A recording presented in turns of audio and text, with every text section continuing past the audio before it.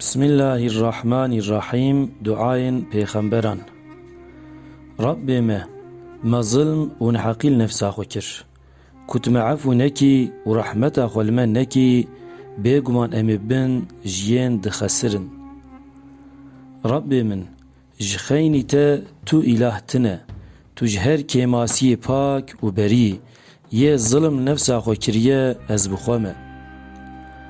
Rabbê min, te milk rêvebertî da min, te min hînê şîrovekirina xewnan kir, yê erd û asîmanan çêkiriye tu yî, li dinyayê û li axîretê weliyê min tu yî, ruhê min di rêya heq de di misilmaniyê de bistîne û min bixe nav qencan.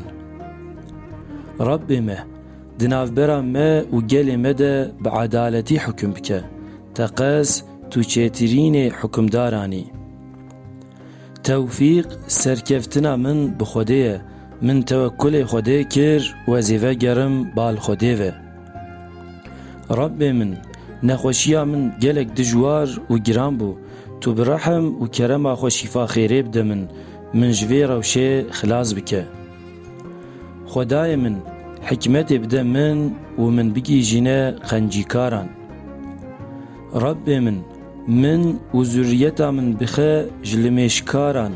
Rabbê me, duayê min qebûl bike, di roja hesabdîtinê de gunehên min yê dê û bavê min û yê hemû bawermendan bibexşîne, ji xeletiyên me bibore û me efû bike. Rabbê min, ewladekî qenc hîbê min bike. Xwedayê min, mi bi tenê nehêle û ewladekî salih bide min, tu çêtirînê warisanî. Rabbê min, mi zilm neheqîl nefsa xwe kir, min bibexşîne. Amin, amin.